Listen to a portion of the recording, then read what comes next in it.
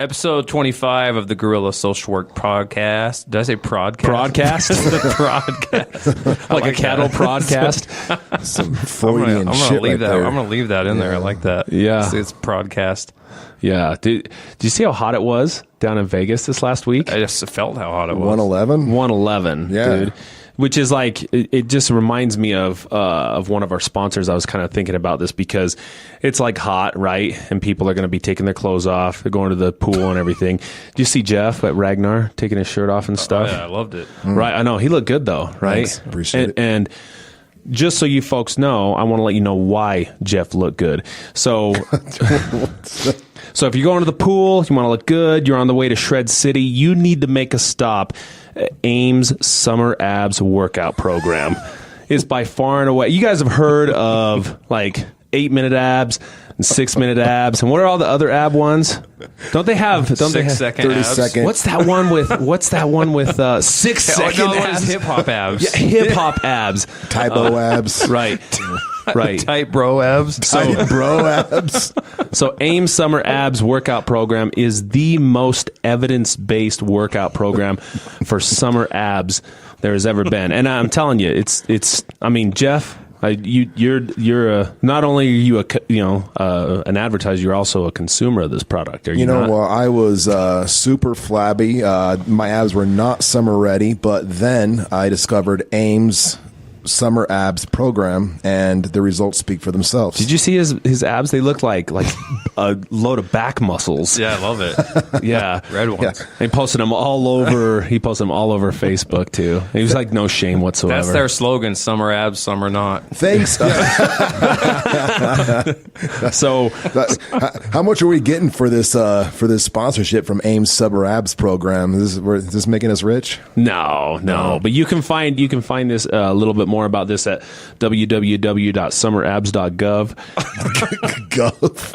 And you can also and the Summer Abs program will be coming out with a new workout program from the Muscle Critter Nation coming up in July of 2018. So check out the AIM Summer Abs workout program. Woke AF. on your way to woke on your way to Shred City. Make sure you make a stop at AIM Summer Abs.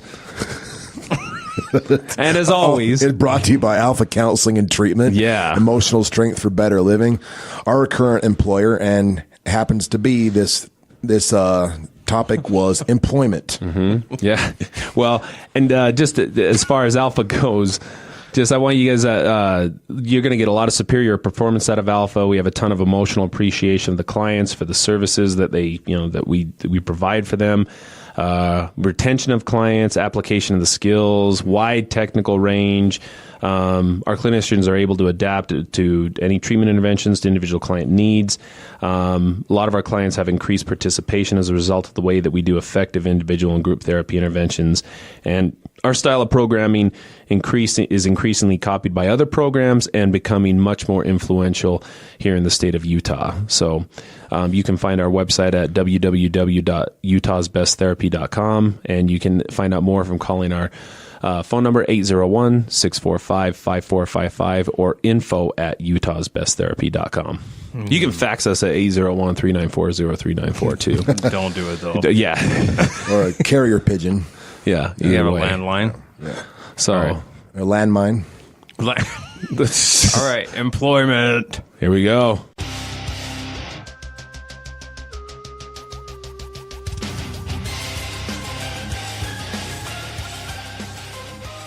I think we were talking about it. The staircase on Netflix. Love it. Fuck, that was awesome. Dude, Did you finish it? Yeah. Yeah. Well, I remember that Forensic Files episode. Yeah. Yeah. The Forensic Files didn't do it justice, though. Oh, no. So we Well, record now? Yeah. Yeah, but that staircase, if you have a chance to watch that, it's really good. You like awesome. watch it, and at first it's about the Michael Peterson guy.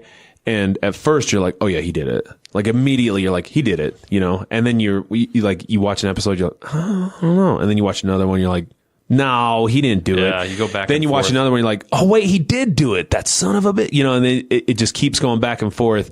So And is then- it like intentionally vague the way it's written, or is it like No, like just the court case was weird, man. Just the whole way it went down just throws you back and forth. And then you kind of have to watch it. I don't want to spoil it because it's pretty awesome. No but- spoiler alerts, because if you don't know anything about the case, Well, there isn't a spoiler alert with the owl theory. That is crazy. That it is nuts, and then a lot of people it's probably wise that they didn't introduce it because it was just kind of preposterous. Well, it would have been too much of a wrench in The ALF theory? Owl, owl, not Alf. Like the alien? Yeah, Alf the alien. I remember that guy. No, so basically his wife died and she was on the stairs, hence the staircase.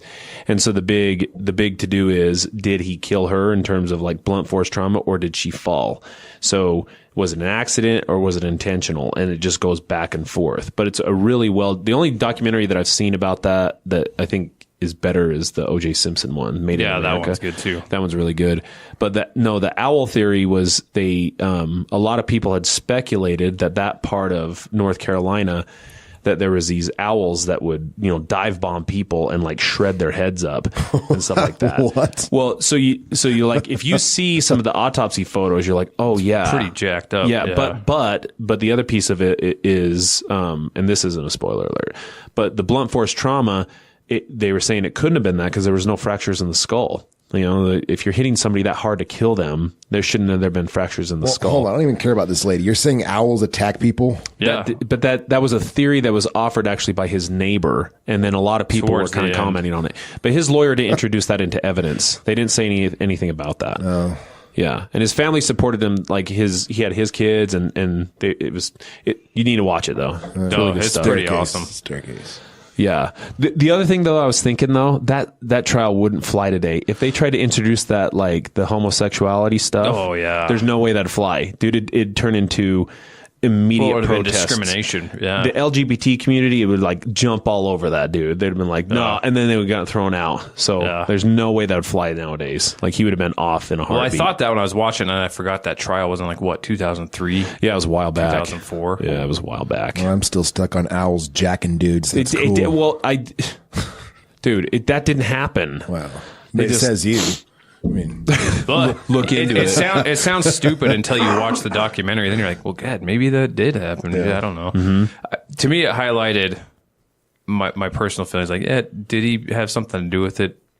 Probably. Mm-hmm. Do I think he should have been found guilty, though? No. Based on the actual trial, was kind of garbage, actually. Same thing with OJ. Yeah. That one, if any of you guys listening to this ever have a chance to watch the O.J. Simpson, it's called O.J. Simpson Made in America. That's great. The way I put it is he was for sure guilty, but he deserved to be acquitted because the prosecution did a horrible job.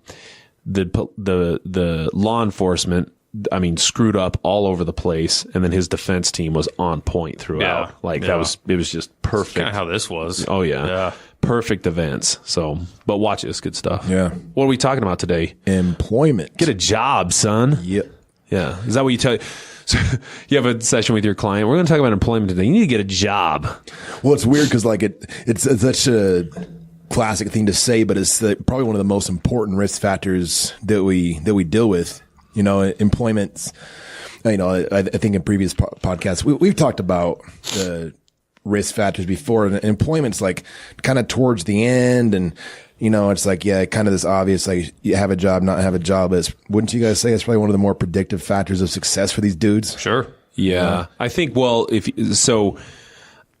I think an important feature of having a conversation about employment with a client, like if you're a therapist walking through this with a client, I think the thing to understand about this is understanding just how important it is, because it's not I think there's risk factors that don't, I guess, weigh as much as other ones. Maybe that's not the way to put it, but I could have a risk factor say like, I'm denying my offense, right? It seems, or even my sexual interest, it seems like those are pretty isolated.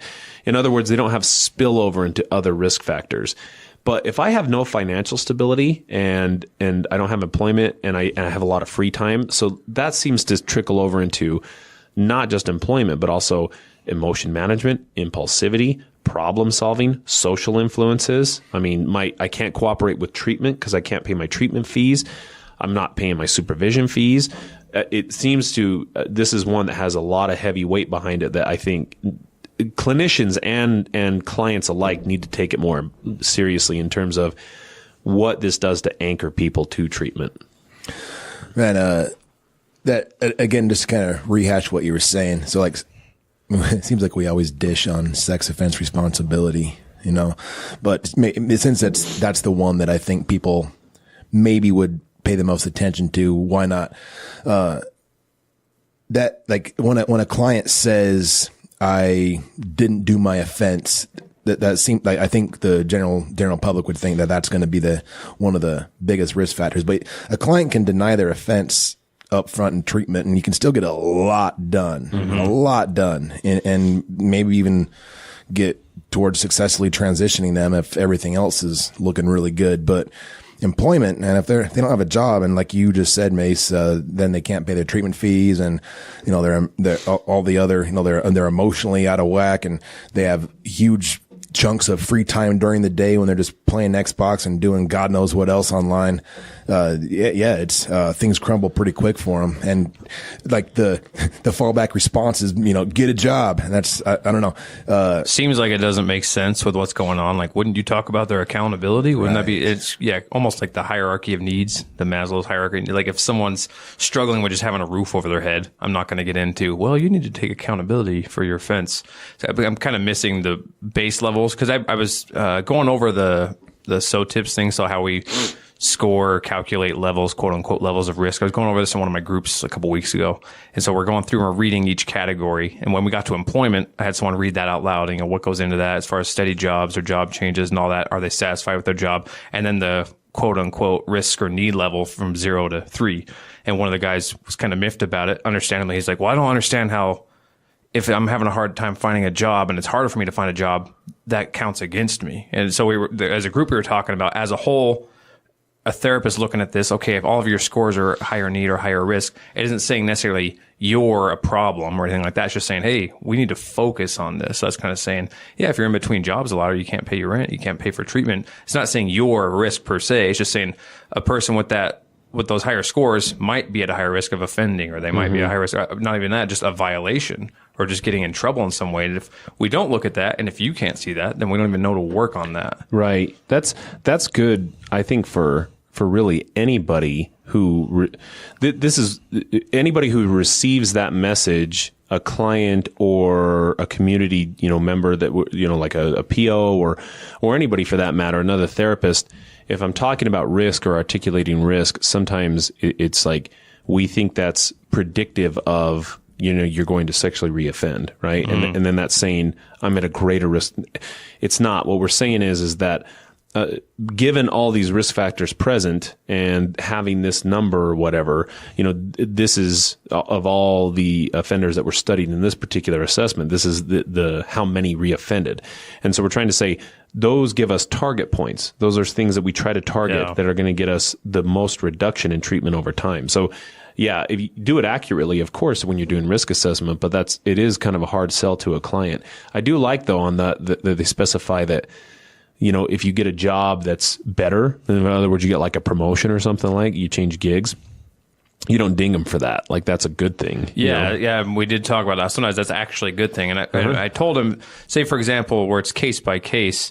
So let's say I have person A, client A, client B, and both of them are having employment struggles. And client A is like working his ass off. He's putting in resumes. He's going to all these employment classes, but he just hasn't found anything. And client B is like, oh, I don't care. I'll find. I'm obviously going to rate them differently, even if they're both not working. But one's actually putting in the effort. One understands the importance of it.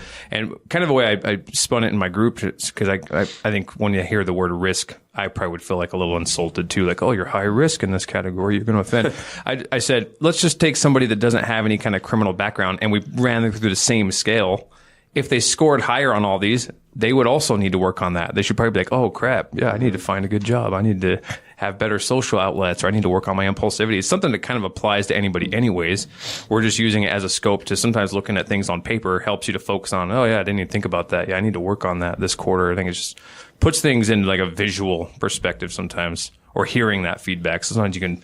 There's, going back to that 16 categories, if you don't know what we're talking about, the SOTIPS thing, I always butcher it trying to say it out loud. Sex offender treatment intervention progress scale. Got it. Yeah, boom. Beautiful. But yeah, so what this is, if you don't know what it is it's 16 different categories we can focus on. So we try to assess where they at on this in terms of their risk or their needs. So if somebody's going off the rails, they're going to, what's the highest? 48, all of them. Mm-hmm. If that's everything. Yeah, 0 to 3, if you were a high risk or high need on all of them. So we can say, out of these 16, here's where I think you're at. Let's focus on these 3. Maybe they're most pressing. So going back to that, if you don't know what that is, that's what we're talking about. Dude, I was just going to backtrack to something you said. You kind of tied it into Maslow's hierarchy of needs, and that makes it all of a sudden a lot more obvious why it's important, right? If you can't pay to have a roof over your head, things are pretty hectic. Not just that though, right? Like, I know I talk to you guys enough. I know you love your job. I love my job. We're kind of lucky, dude. Like, I don't know what percentage of the working population love what they do for a living. But I think we're in the minority in liking what we do for a living. And you know what, when I'm at work, I'm genuinely enjoying myself. And I think that there's like large swaths of the population that don't. And that's another component to the way that we're taught to score these folks on employment. It's not just, do you have a job or not? I think satisfaction with employment plays a role as well. Oh yeah. You know, like and some of these guys, they, you know, and maybe for good reason, but the access to certain jobs are just not available. You know, I've had several clients over the years that, you know, they've expressed interest in maybe doing what we do for a living. They say, you know what, I've been inspired. I learned a lot in therapy. I do well in group. People seem to turn to me for feedback. I think I'd like to do this for a living. And, you know, they run into a roadblock. It's tough to do what we do for a living. Maybe it's possible, but kind of rough if you have a felony sex offense to be a therapist. And a lot of other jobs, due to the charge, they're pretty well excluded from doing. And so they're left with jobs that, and again, kind of understandable why, but they're left with jobs that maybe don't provide a whole hell of a lot of fulfillment.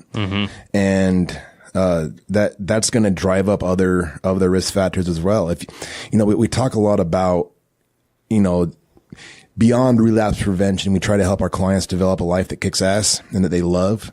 And your work week is a good chunk of your waking hours. Oh yeah. And so like, if you're hating every moment of clock in before you clock back out, I mean, I can't help but think that that's driving up other areas of risk. Well, and this is, I think, a critical, I guess, topic that you want to have a conversation with a client about. This is helping them understand the relationship between employment and treatment, because everybody knows I need to get a job. Guys are really hyper focused on jobs. You know, like if I asked you, well, tell me a little bit about yourself. Most guys start off with what they do. And we even ask that question. Well, what do you do? That's a defining characteristic. That's weird because that's not really a characteristic. That's just what we do, right? No one says eat nachos, because I do that also. Right. I say I'm a therapist. Right. But that's not necessarily a characteristic. Like you're a therapist, you can say, well, I'm a really caring person. You know, that's different. You're defining. Oh, right. And I'm not saying that's a bad thing. This is just how dudes think, right? So that's crucial to kind of establish that ahead of time that they do that. But like what you're talking about, I think context is really crucial, because it's so weird. And you can, Jeff, I know you do a lot of work with the guys in the halfway house. When I work with the guys in the halfway house, their job is like the favorite thing on the planet. They cannot wait to go to work. And then I ask them about the conditions at work sometimes, and they're their most horrible conditions you could ever imagine, right? But they love being away from there.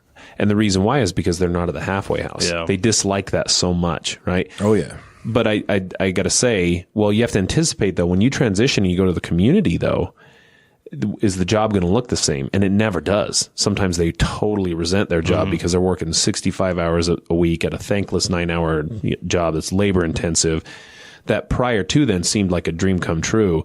But now that I have free time and the ability to spend money and go out and do my own thing, I can't, because I'm so beat because I'm going to this job that I don't like. And then there's a conflict there.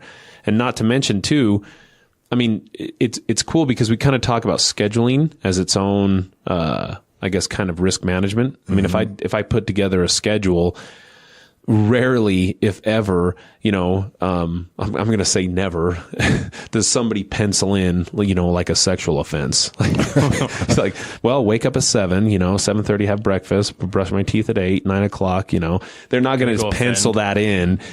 So in other words, if I'm dedicated to a rigorous schedule, in a pro-social work environment, I can't be doing antisocial stuff at the same time. So it's a nice control, but it tends to interfere with treatment. Because for you guys, like you call a client, kind of our referral process is somebody contacts us and we say we don't have regular business hours because of this exact thing. I mean, our whole treatment program is based on other clients' employment, which makes sense. We want them to keep their jobs. We know they're lower risk when they do have their jobs. And so we do everything by appointment only, right? If we just did 9 to 5, which any other agency can do that, I'm really limiting the time that I can see that client. But typically you guys call a client, when do they want their session? Evening. Night and weekends. Right. Yeah. Right. Can I have it on Sunday at 7? Like something like that. And so we have those times available. Right. It's just that's like prime time real estate. But everybody wants the same time. Yeah. Right. And so this is where it's not as if we're not trying to create that, but there's only so many slots for that. And so something's got to give, right? Something's got to give. And I have to recognize, okay, how treatment plays into employment. My ability to maintain employment is contingent on my attendance to treatment. There was I don't know if I ever told you about that client that worked at, is the oil fields. Do you remember that at all? No. So I had this client and he was just talking to me about this and it was such a weird, irrational conversation because up until the point I worked with him for a year at the halfway house, did really great, had no major problems, transitioned out. And then he said, "Oh, Mace, it's great. I got a job at the oil fields," right? And this was, I don't know if that's in Roosevelt or somewhere else. Like Vernal? Something like that. Anyway, he'd go to a man camp and he said, "So it's 2 weeks on, 2 weeks off." He's also, "Do you care if I go to this and then I come back for the 2 weeks and attend, this?" And I had arranged a schedule with him, I think, that would work with that, right? And his PO said, "No way. No way are you allowed to do this." So I said, I remember. Yeah. And I was like, "Look, man, unfortunately, AP&P is not on this. That they're worried about," and they were worried specifically about that man camp because another PO had a guy go there and they were using methamphetamine, of course, or something like that. Anyway, and this guy had a previous history of drug use and they were worried about that happening. So I told him it's not going to happen. He's like, "I know, I need this job though." And I'm like, "Well, I can respect that, but I'm telling you right now that AP&P is not having it, and adult probation and parole, they're not having that, and they're going to violate you." And he's like, "I know, man, but I need this job." And this had gone on a couple of sessions because was he thinking that AP&P would like just kind of overlook it if he went, or what was he? I don't know. I tried to, because I asked him about this, and I said, "Well, okay, so hold on a minute, man. Like I'm telling you right now, like you're saying, I know you need this job and I get that. And I can respect that, but they're going to incarcerate you. What's that job going to be if you're incarcerated?" I know, but I need this job, man. I'm like, "Well, did you hear what I just said though? Like I'm telling you right now, if you keep going there, your PO has already emailed me back and said, if he keeps going, I'm going to take him into custody and send him back to prison." So it was like a legit disconnect, or he's just like desperate and hoped that AP&P be like, "Oh, it's cool." Right. And I said, what? And I even said, "Hey, what about some other opportunities? What are some, these other things?" "No, this is the opportunity. I've never had this opportunity in my life. This is where I've always tried to make it go. And I finally got the job, my dream job, and I need to keep it." I'm like, "You're not going to keep it. You're going to lose it. And then you're never going to be able to go back." "I know, but I need this job." Sure enough, the dude went and got violated and went back to prison. And he got a 7-year rehearing out of it. Oh. I know. And I'm like, so I think there needs... 7. Well, that's an extreme example, and I think you're not going to run into that often. What I am saying, though, is there's a logistical problem sometimes with my ability to attend treatment and appease probation that needs to be coupled with my ability to generate income. And there you have to reconcile the two. Like if you don't, then you're setting yourself up for some problems in the future. Man, that's something that I think we as therapists run into all the time with clients. Like this isn't free treatment. And that the money has to come from somewhere. They also have to keep a roof over their heads and all the other financial obligations. And that might be another piece too. You talked about clients leaving the halfway house, and while they're at the halfway house, that living there isn't exactly candy land. And so any escape to work at some crappy job seems awesome, but then they get out and, well, also the job that was more than enough when they were at a halfway house and their rent is $150 a month. And then they get out and all of a sudden this job that was once fulfilling doesn't even come close to meeting their new spending requirements. Plus their, while they were at the halfway house, they had that sweet Tuesday at 8 p.m. time slot with me. And now they're in outpatient therapy and, Justin's schedule's jam packed. And the only time that Justin can get him in now that he's in continued care is like Wednesday at 2 p.m. And this client now has to reconcile Wednesday at 2 p.m. With the employer. And so, yeah, they end up getting caught in quite a weird situation. I didn't know that was the outcome of your client, though, that he just went right on ahead and did it. And no, I've had a few guys, not as extreme of an example, but have the same thing where I think they finally land on a good opportunity, and for whatever reason it conflicts with what their PO wants or whatever, and they can't, and they really get upset about it, and they either do something they shouldn't, or they just get pissy or kind of shitty with their PO and get themselves in hot water. And there's a part of me that I push my guys on this to say, yeah, you have a lot of restrictions, you have a lot of difficult things, but there's a part of me that feels bad for you, that empathizes for you, and there's a part of me that doesn't, because I kind of feel like you need to go through this, though. Like, this kind of part of building your life back up is that some of us just going to suck. Not to say, oh, that's life, get over it, but just say, working through some of this and having it suck and having the shitty jobs makes it pay off when you finally land a good job, or when you do get off probation, or when you do get off parole, or you do get done with treatment. It's kind of like, because I knew what it was like to have to freaking change my schedule every 2 months, and it sucked, and move my job around to try to get into my sessions. I think there's payoff in that. So you're not taking the approach of like, which, by the way, if you're a therapist and you say this, don't stop right now. Like, you're not taking the approach of saying like, well, you should have thought about that when you were offended. Right. Instead you're saying, yeah, well, so I think you're validating the emotions there that, yeah, this does suck.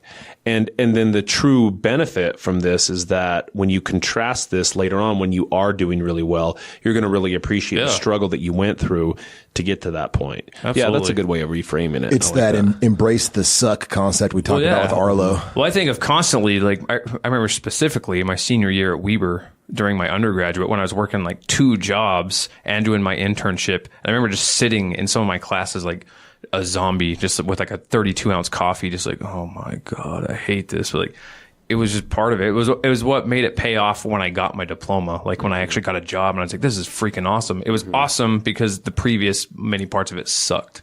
Like, going through that. Do clients buy that when you pitch that kind of embrace the grind? Like, this is good for you. I think they do when something good finally happens. Because I think what's hard about that is that's also kind of a leap of faith. Like, you're telling me that if I just embrace the suck, so to speak, it's going to pay off later. That's a little bit of a leap, because it doesn't pay off right now. Paying off right now is, and it doesn't pay off every time. Yeah, it doesn't. Yeah, but I've seen that many times where I get that all the time. I don't know if you guys get this, but when someone's completing, when they're about done, they start thinking about all the things that went well, and they're like, actually, I'm really glad this happened. I'm glad this happened. I'm glad this happened. But that's at the end.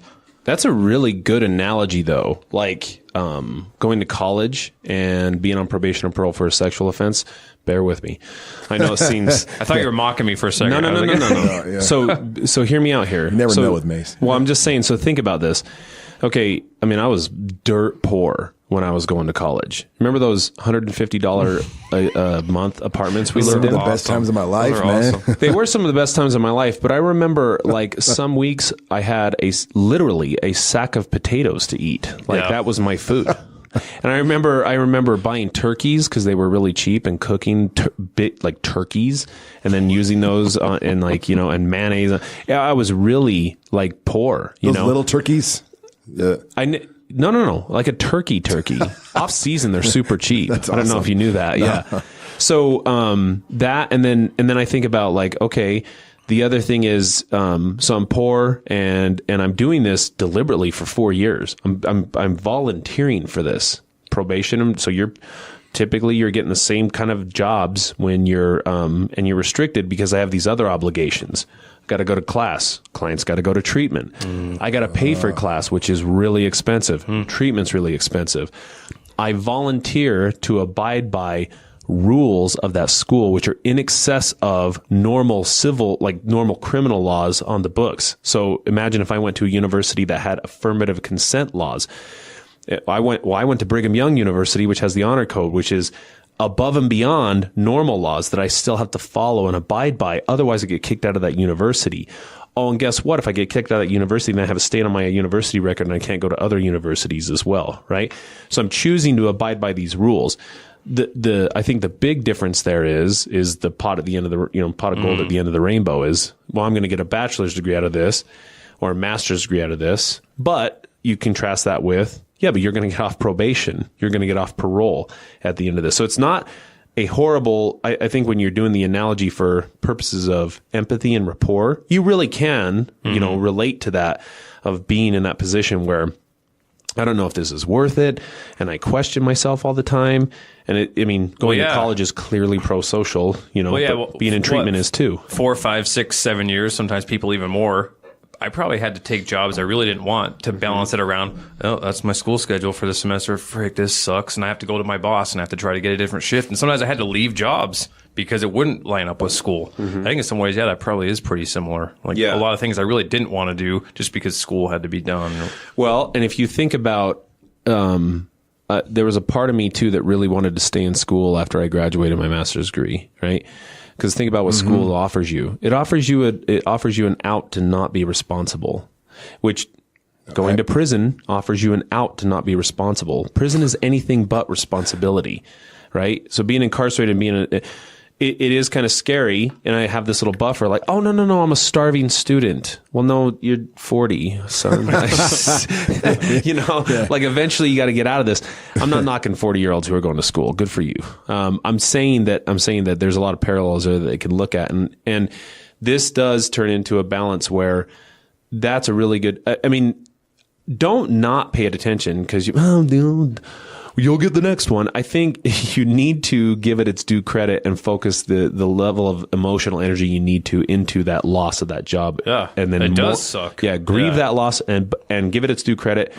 But you do need to move on. If I just perpetually bitch and moan about this job that I was going to get, how effective is that for treatment over time? No, not at all. Well, one thing, another barrier that I know you guys come across is it's not just the pursuit of an awesome job, it's just getting one. Yeah. And like a lot of these guys, so I'm kind of wondering how you guys work past or help your clients work past the barriers for any kind of employment. Like I know it seems like kind of in our colloquial speak, we say, you get a job where you say, do you want fries with that?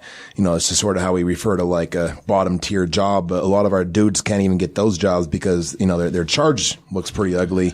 So, I kind of have some ideas as far as what I tell them to put on the application versus interview, but what do y'all do? How do you tell them to present or how to talk about what they did? So for any offenders who are listening to this, there's a class that AP&P teaches. I think it's called UDOWD.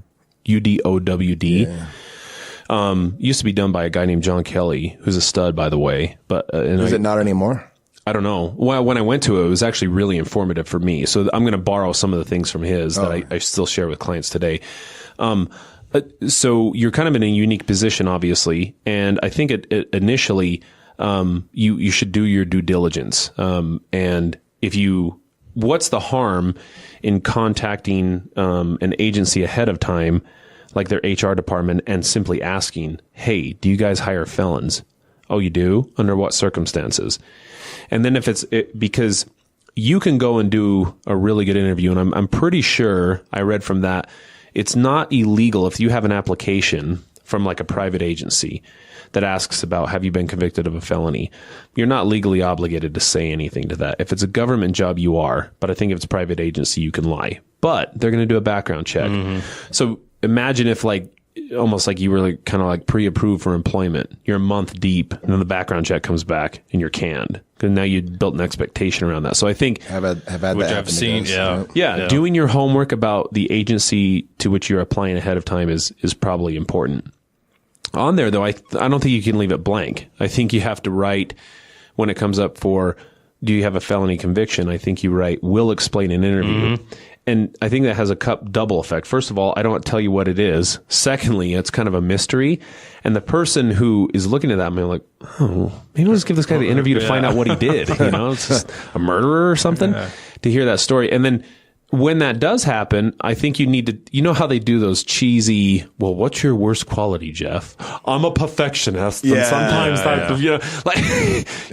I think, okay, if I'm a felon, and then I have the threat of incarceration, can I turn that into a positive?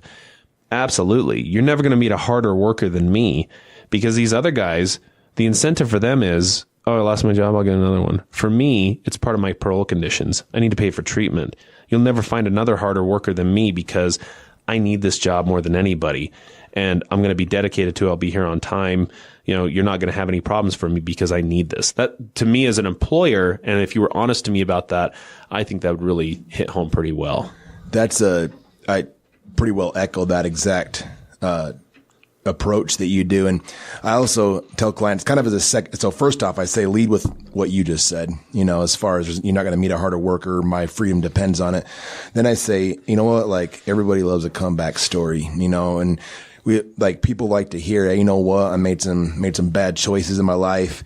I'm getting help for it. I'm trying to work on becoming a better man. Part of that's, I want to be able to be a contributing member of society. I'm working on myself. People like hearing that stuff, and kind of, it's not a pretty thing to have to tell a stranger that's in charge of employment that you have a sex offense.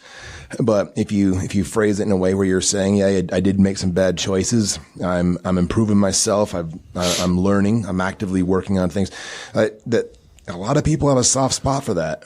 What experiences do you guys have with clients like giving too much information? All the time. Well, I think they're used to, like with some, like going through prison or jail, they used to have to talk about it in the worst way possible, and kind of glorify things. And then you go to the flip side of how do I sell someone a shit sandwich and like make it sound good. Mm-hmm. And that's usually what I tell people. I was like, think about this, as uncomfortable as that conversation is for you to always bring that up, I guarantee that is almost as uncomfortable for them. They don't want to talk about that either. The other person in the room isn't wanting to hear about your sex offense and all that stuff. So it's like, how do you, like you just said, Mace, they're going to do the background check. So they're going to see the worst of the worst. They're going to see it worded on there. They're going to know what's going on, whether you tell them or not. How do you kind of break the ice first and spin it in a positive way? And usually the question is, well, how do you make that sound positive? And I think sometimes where they're not used to that, that's what I coach them on. I was like, this is like a social finesse thing. How do you tell them something without going in too much detail? Take some accountability, and in a nice way, end it with, and I'm done talking about it. And that's usually what I come up with, guys, is like, yeah, just so you know, when you check my background, I do have a sex offense on there. And I usually tell them, if it's old, highlight that. It was back, 9 years ago. But yeah, it's something, big mistake. I put it behind me and just need work. And this job really interests me. 9 out of 10 people will be like, oh, okay, great. And then when it comes back on your background, they'll say, oh yeah, he told me about that.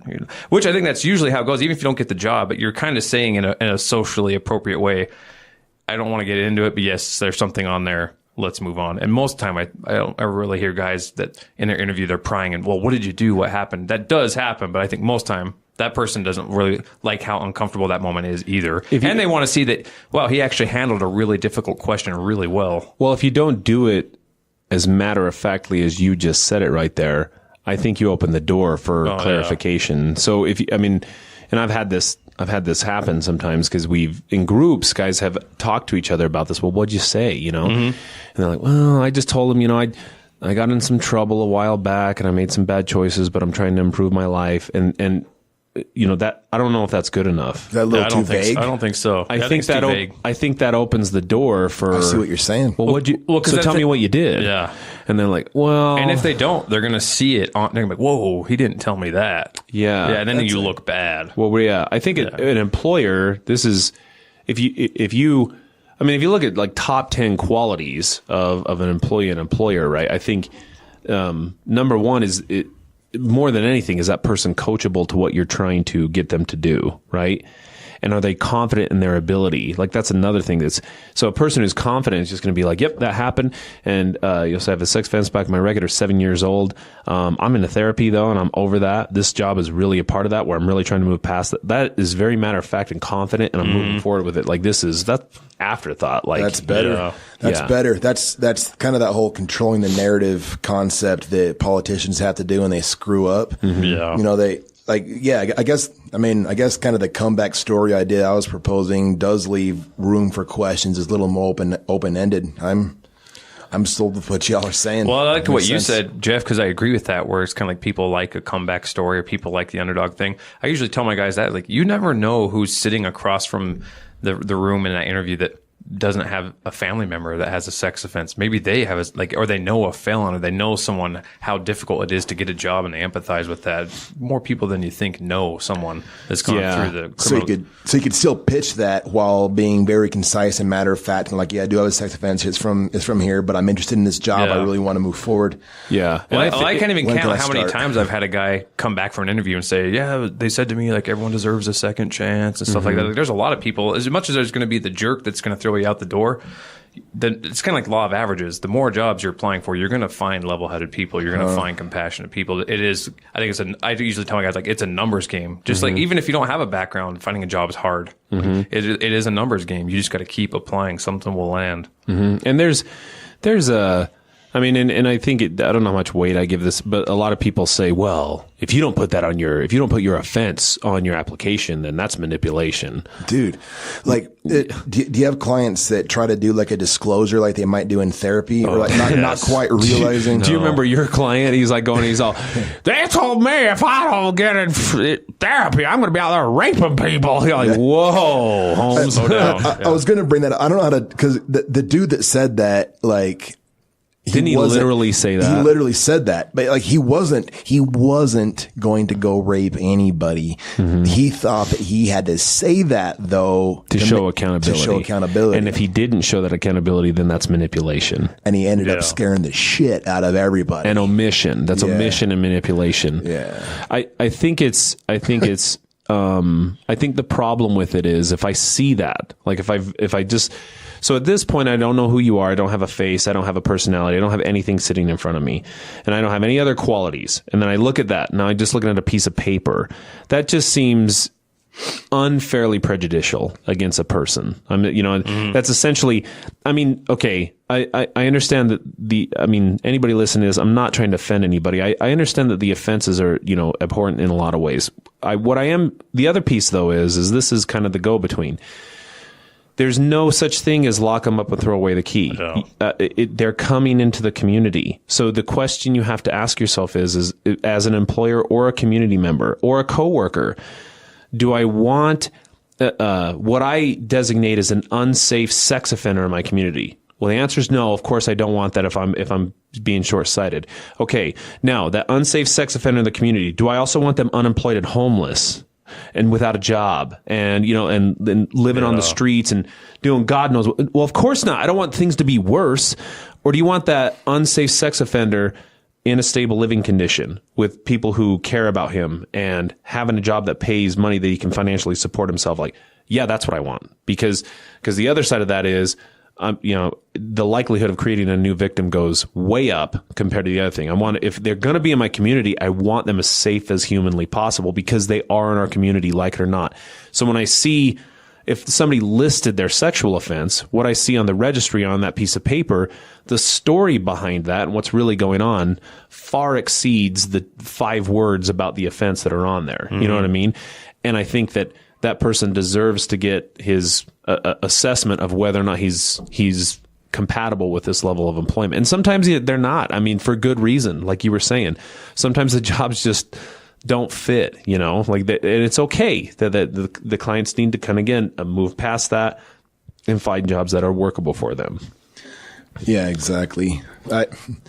I think it's worth mentioning that these guys, they want to get jobs that maybe I have a guy that he wanted to become a police officer. He said he ended up having respect for it. It's just not going to happen for him, and so it's just a matter of acceptance and maybe find something that can still fit the bill. And I think another thing you said is important for listeners. It's not lost on us that, the 3 of us, it's not lost on us that what the clients have done is bad and it's ugly stuff and it's not stuff that we want repeated. I know that maybe sometimes it might come off like where maybe too close to the client to see that, like, oh, come on, guys, just take it easy on them. That's not the direction we're coming from. It's what Mace was saying when it's like, look, that they're not going to be in prison forever. They are coming out to your communities. So the reason that we are taking the approach that we are is, because that's going to be the safest version of that person that's out there. It's not that we aren't aware that, what they did is awful stuff. We're trying to make that not happen again. Well, not only that, there are clients. Like, your client should be your priority. You should be helping that person first and foremost. And like May said, if you're helping that person, by default, you're helping everybody else. I think that, we're in the middle of it. So we know that we can totally have our clients back and appreciate them for the people they are, while simultaneously keeping what's best for community safety is usually what's best for our client as well in a lot of cases.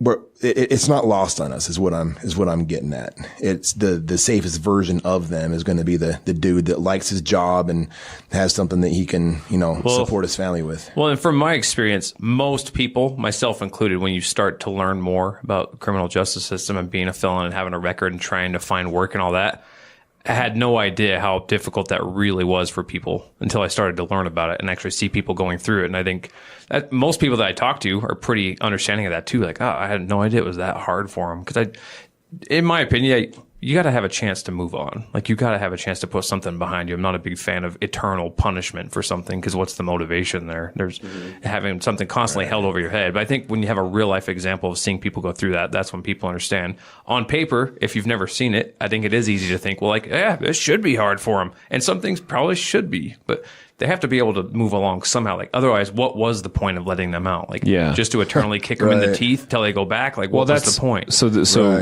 that's kind of the problem with that. So I will not argue that there are some people who are too dangerous to be in our society. Mm-hmm. I get that. Fine. Okay. That's just like, if they need to be incarcerated, life without parole. Okay. Whatever. But okay, these are not those folks at that moment. They're already in the community. Okay. Yeah. So the only way for that to happen, which could happen, is for them to do something even worse, right? So that's what I'm saying. So the only way you're going to, if your objective is, well, we should lock them up, throw away the key. Okay. That's not going to happen organically. You can't just say, go do this. They're going to have to commit a new crime and hurt somebody else. And obviously, nobody would want that to be them or somebody they love. And so that's where, that would be the only requisite thing to happen in order for them to go get locked up and throw away the key. Something worse would have to happen. This is not the person who's already in prison forever. This is a person who's in your community. The only way to get them back there is if they do something even worse. So you can argue it a ton, but it's not going anywhere. So I think for anybody who's listened to that, I'm not trying to not empathize with anybody continue to not like people who sexually offend. If you don't like sex offenses, great. I don't like sex offenses either. But I recognize that in order for these guys to move forward, we have to help them get to that point. Perfect. Like, we have to, you know what I mean? So, cause it's, I don't know. The job thing though is just so, getting a job is, I think it's such a complex issue too, because even, have you guys, what are some job categories that, because we said some jobs just don't fit, right? Like, how do you counsel clients on when to quit jobs and move on? And this was a hard one I have with some clients, because I get their point of view, but I think sometimes they don't get it from like a therapist or a PO point of view. Like, a good example was a couple weeks ago, I had a guy get offered from a friend a pretty good job as going door to door, like doing pest control stuff, which you take a job. I understand it's good pay and stuff like that. But I was like, you got to understand though, from a PO perspective, you just barely got out. You haven't really built any trust. And then he's supposed to sign off on a sex offender going door to door to people's homes. I was like, I'm not saying you would do anything. I don't think you would do anything. I think it'd be totally fine. But let's just say, devil's advocate, something did happen. And then that PO's got to go to court. And they're going to be like, you don't even know this guy. You don't know anything about other than his background. And you said it was cool for him to go door to door and go in people's homes. See ya. So he has to think along those lines. And unfortunately, that's just kind of the game you do have to play to some degree. I've got to look within reason what I can and can't do. What is even possible for me to do right now? Yeah. Well, remember we worked with an agent one time. I don't want to use his name, but Do you remember the story that he told us about that this was his thing? He did this for a guy. He went to, I think it was like a fast food place. And the agent went and talked to the supervisor of that fast food place. So there was minors working there, 16, 17-year-olds. No, that was the youngest they got. And he just told the supervisor, look, we'll just call him Johnny. Johnny can't work alone with any minors at any time. Okay. It's 100% against his probation conditions. So this was, employer was like, yeah, that's cool. We won't ever do that or whatever. Well, lo and behold, supervisor probably dropped the ball once or whatever, and Johnny was working with a 16-year-old. So Johnny, who was like, and I think in his, older 20s, had sex with that 16-year-old while they were at work after hours, right? And, according to him, it was consensual or whatever, but it was beyond the threshold of law and everything like that. So that girl's parents found out about that, and they sued that agent. Do you remember that? Oh, man. So they attempted to sue, I think, but he had told us that he had put all of his worldly possessions and everything in his wife's name because he was getting sued, and it was a horror story for him. And that guy's never going to let another guy work at, and every time he's probably shared with other agents, don't ever let him work at this location because of this, right? And so again, I mean, I'm not saying that they don't try, but you do need to understand the perspective of your individual agent on where you're working. And there's probably a good reason, and does that mean every one of those dudes are going to be Johnny? Probably not. But that's where for this guy, he took a chance on a guy and said, hey, and he did his due diligence, but it didn't make any difference because this ended up happening. Yeah. It was ultimately his responsibility for community safety, and look how that happened. And that is taken into consideration. So the offender looks at this, they have to know certain jobs are just off the table. Those are just some things that are important. Yeah, which is hard when you have a lot of pressure, like parole and probation stipulations, requirements to get something. But it's kind of, I try to go the approach of this sometimes when I hear guys get into a fuss about this sort of stuff, like in groups. I was like, here's the thing, is like, we have to abide by kind of like the lowest common denominator, the outlier of someone breaking a rule, and then we all have to follow all the time. Like if you're going to go drive, certain traffic laws are due to someone doing something extreme or applying for a mortgage, anything. There's always going to be some rule. And I always have to think, no matter how dumb a rule seems, I'm like, that rule is there for a reason. Somebody did something stupid and it came back. And yeah, it sucks to have to follow that, but whether it's a boss, whether it's a wife, whether it's a gym membership, there's always going to be rules. It's like, this is so stupid. Like there's always going to be something you don't want to follow. Like there's always going to be something. I'm wondering, the other element that too is in there is like, when we're scoring this, they also reference clients who are like retired, because some of the clients we work with are like in their 80s, or disabled, and they receive benefits and stuff like that. So they're not working. So what's the pitch to them? And like, what am I trying to? We're wondering what they're doing with their time. Time.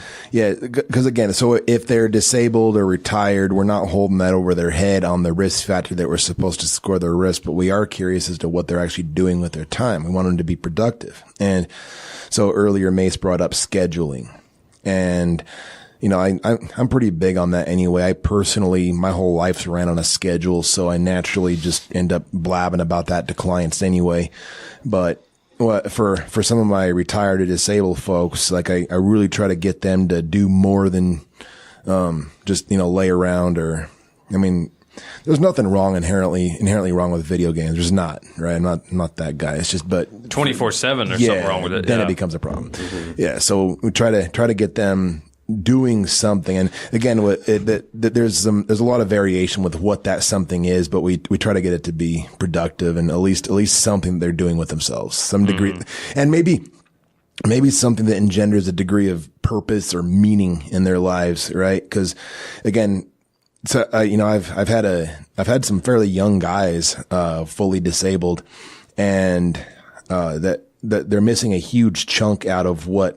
Again, I say I love my job. I get a lot of purpose and meaning out of it. And I think that a lot of the mood management stuff that goes on with some of the disabled or maybe retired folks is due to maybe the stunted potential there. So I'm trying to find something that brings them a sense of duty. Mm-hmm. some resources. Dude, I love it when you bring up the video game argument. Like, no, man. Nowadays, people get paid for that. I'm like, not you. Not you, yeah. But you're not going to. Yeah, I was like, yeah, people go to the NBA too, and that's not going to be you. Yeah. Like, that's so silly how those things are done. Everybody says they're going to be a video game developer as well. I'm like, man, like one of the smartest dudes I know does that for a living, and you're not him. Just kidding. I don't crush their dreams. But right. I think that. Well, and I think too, like that, along with the employment, if you just have to recognize risk factors and stuff like that. I had a client just in group this last week. He was asking me, there's a girl that he works with that he works in like a factory type setting, warehousing, type stuff. And then, but up front, there's a girl that he thinks is a family member of one of the like higher ups, and she could be 16 or 17. And I'm like, well, okay, is that a risk? And he's like, I don't know, I'm asking you. And I'm like, well, what would indicate that that's a risk? And he kind of, and I was like, well, so do you find yourself trying to spend more time with her? Do you find yourself having thoughts or fantasies about that? He's like, no. And I'm like, well, then it's probably, you need to make sure this is okay with your PO and your therapist. But I was like, inherently, there might not be any risk there. I mean, this just might be a person that you're working with. You know what I mean? And so I think having that conversation of how's your job going? What are some things you're doing there? Those are regular conversations they should have, because people will cram it down your throat as a client. Treatment's a priority. Treatment's a priority. Treatment's a priority. That's great, but if I can't pay for that treatment or attend that treatment, none of it. We can't all go take 3 months off and go to the Cirque Lodge and we have the greatest outcomes on the because you're paradise and people pay. Have you guys seen that John Oliver? Yeah. Oh my God, that is so. You need to. It's pretty bad. It's really good. John Oliver does this. He does like a pitch for like evidence-based treatment. Oh, yeah, and he's talking about substance use treatment. And there's a lot of trash on those like resort style places. Oh, really? Yeah. A lot of them are in Utah, and there's deservedly so. Yeah, and there's some clips from like Vice News. It's. I don't know how big a fan you are of John Oliver. I don't watch him regularly, but I saw this because somebody had sent it to me in an email. And it was really good. So I've got John Oliver and Staircase to watch. Yeah. All right. That's right. Yeah, what was he saying? It was like their outcome measures. He was asking about outcome measures. It was just like, well, they told us. We called them and they just told us they were doing good. I was like, that's what you based it on, was just that they told you? Yeah. Oh, man. Yeah. And it was kind of sad, too, because of the people who had died. Oh, yeah. Once they were followed up. And then that guy who...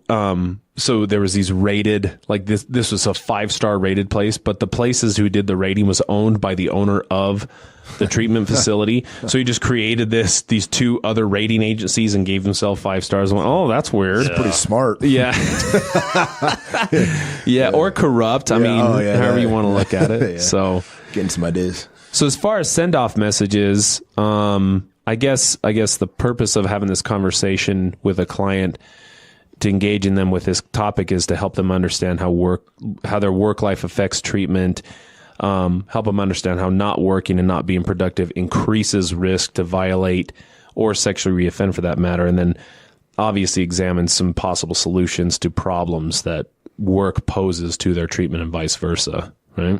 That's right. Yeah, just the skills of an interview, like how to fill out an application. Like I think we can look, it's kind of like we were saying with the Maslow's hierarchy. Like if someone literally doesn't know how to even talk about their offense, and you're worrying about down the road about, well, what are your skills? What you like? They didn't even know how to go in and put this on an application. Like sometimes starting with that, because I had a guy who was ultra frustrated trying to find work when he first got out, and understandably so, it is a difficult thing. So he was coming in and just like almost yelling at me one day, just like venting, and I was like, well, let's rewind here, like, what's an interview like? And he was just kind of dumbfounded. What do you mean? Like I go in and I do the interview. It's like, and I said, like, do you talk to them like you're talking to me right now? Because I didn't know you. You're kind of scared. And I was like, so when it comes up that they ask about your fence, what do you say? And he's like, what do you mean? What do I say? I just tell them what's on a thing. I just say, yeah, I was convicted of 17 counts of something with them. I was like, oh my God. I was like, dude, think about how that sounds. You're used to saying that. they are not used to hearing that. And you're all like frazzled, yelling it. I was like, dude, no one's going to listen to you. Like, I'm surprised they even continue the interview.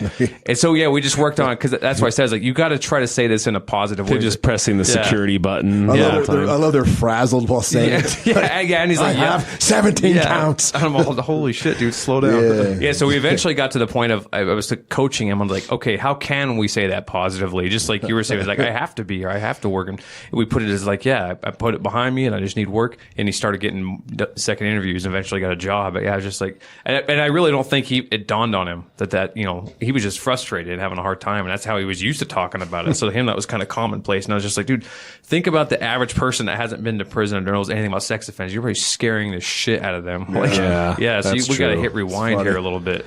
Yeah. So in conclusion, get a job. Yeah, get a job, son. Yeah. Get a job, you lazy bum. Is that it? That's it. Okay.